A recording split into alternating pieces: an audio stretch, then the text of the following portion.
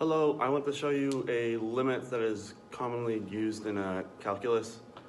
Calculus 1 is the limit of sine of x over x as x approaches 0. Often we are told it's just 1, but I want to explain why. So first, what I would do is I would try to establish some sort of relationship between these two variables here. And the way I would do that is through this thing I found. I'll show you. So here, I'm just going to draw a circle. Now, the radius here of this circle is going to be 1. And I'm going to try to find the area of this. So there's a way I can approximate it as well. I can do this. I'm just going to draw it into the thirds. It would be very poorly done, but bear with me. I'm going to draw this into thirds, and I'm going to draw a hexagon on the inside, like this.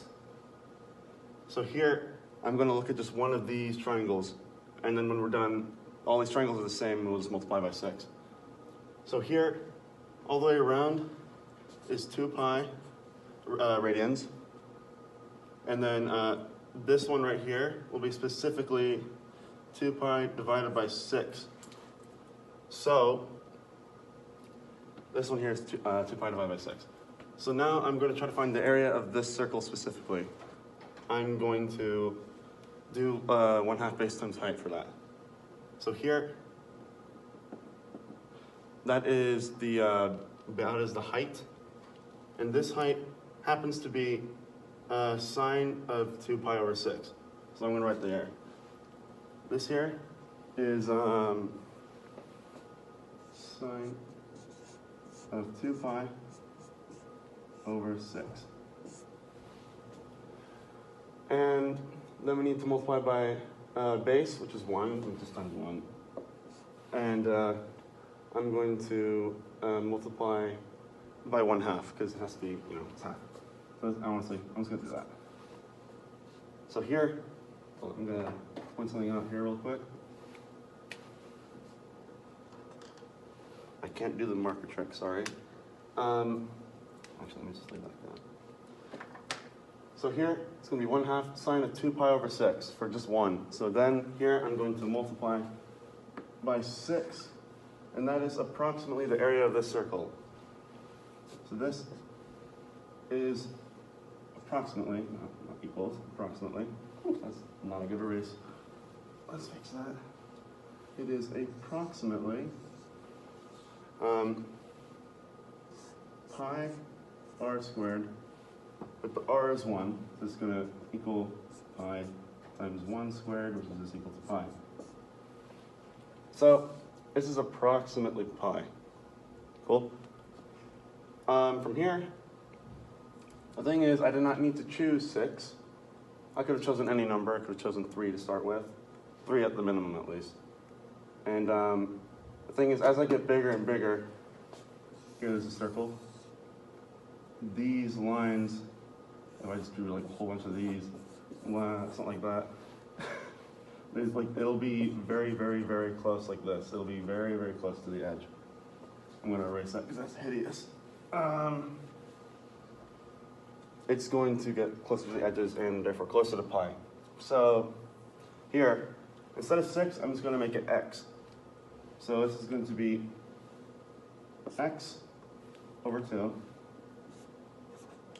sine of 2 pi over x. This is what we're going to use, and we're going to take the limit of this as well. For this to get bigger, it means we need more circles. And since this is the number of circles, we're going to make this tend to infinity. Infinity. So this, like we just said, equals pi. Okay, so now I want to point out something here. What happens right here? Let's go down. As let's just look at this one little part here. Limit as x approaches infinity of 2 pi over x Well, that'll be like 2 pi divided by infinity, which is then just 0. So what happens if I just do a limit substitution here? I'm going to make 2 pi over x equal u. Why not? That's what we use to substitute a lot in calculus, so I'll just use that. So here, I'm just going to make this u. Just find out what x has to be. So multiply by x over here, divide by u. It's going to find out that 2 pi over u is also equal to x. Convenient, I guess. So let's plug this new thing in here. So it's going to be a limit as u approaches something, I don't know yet, we'll find that out. X, so 2 pi. What is that? That's a u, goodness, that's an ugly u. Let's just fix that. All right, 2 pi over u equals x. As u approaches something of 2 pi over u over 2 sine of u. So here, we need x to approach infinity. So let's do this over here. Let's find out when x approaches infinity, what does u approach? So 2 pi over x, that will approach 2 pi over infinity, which will then approach 0.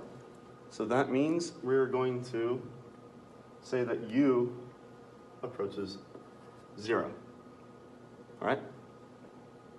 Now, I'm going to try to make this a little nicer. What's the right? This is very close. It's hard to tell. It's just a separate thing. So let's neaten it up. Limit as u approaches 0. Those cancel. That's nice. We're going to get pi times sine of u. And this will move down here over u. Again, approaches pi. Let's not forget that right up there. Well, I need to point something out here. This and this, they cancel. So that means, finally, the limit as u approaches 0 of sine of u over u equals 1. So I used u to show this, but it doesn't matter what variable we choose. So, I mean, you could make this x, you can make this just anything. So I hope this helps people who are confused, and thank you for watching.